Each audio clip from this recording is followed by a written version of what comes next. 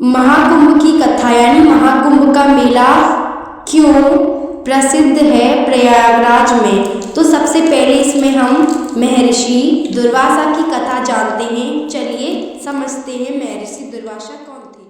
पहली कथा इंद्र से संबंधित है, जिसमें दुर्वासा द्वारा दिए गए आयोजन की माला कुंभ के मेला में प्रयागराज इलाहाबाद में आयोजित किया जाता है।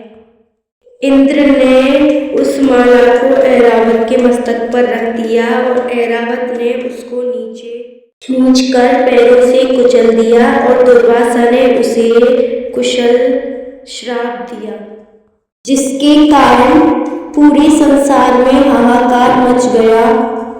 अनावृष्टि और दुर्भिक्ष से सारी दुनिया में त्रुटि छा गई और लोग त्राहि त्राहि करने लगे। नारायण की कृपा से समुद्र मंथन की प्रक्रिया द्वारा लक्ष्मी एवं प्राकट्य हुई और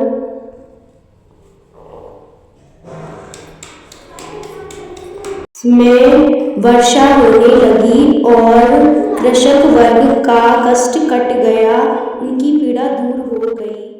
अमृत पान से वंचित असुरों ने कुंभ को नागलोक में छिपा दिया और जहां से गरुड़ ने उसका उद्धार किया और उसी संदर्भ में क्षीर सागर तक पहुँचने में उसे पूर्व उन स्थानों पर जिन्होंने उस जगह पर तलश रखे, वहाँ वे ही कुंभ स्थलों के रूप में प्रसिद्ध हुए, जैसे प्रयागराज।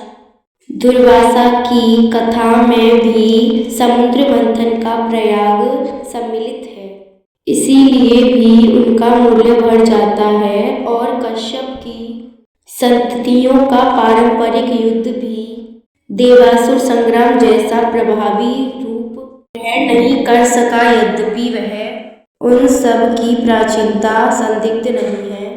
गरुड़ की महत्ता विष्णु से जुड़ गई और वासुकी रूप में नागों का संबंध भगवान शिव से अधिक माना गया।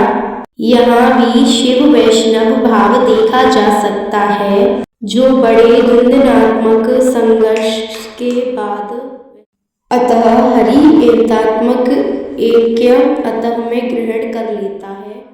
समुद्र मंथन और अमृत कुंभ। समुद्र मंथन एक ऐसी कथा है जिसके प्राचीन रूप के भीतर जीवन का रहस्य सम्मिलित है या समाहित है। उसे सृष्टि कथा से भिन्न दर्शनावली दार्शनिक स्तर पर उसे तत्व कहा या तत्व कहा जा सकता है।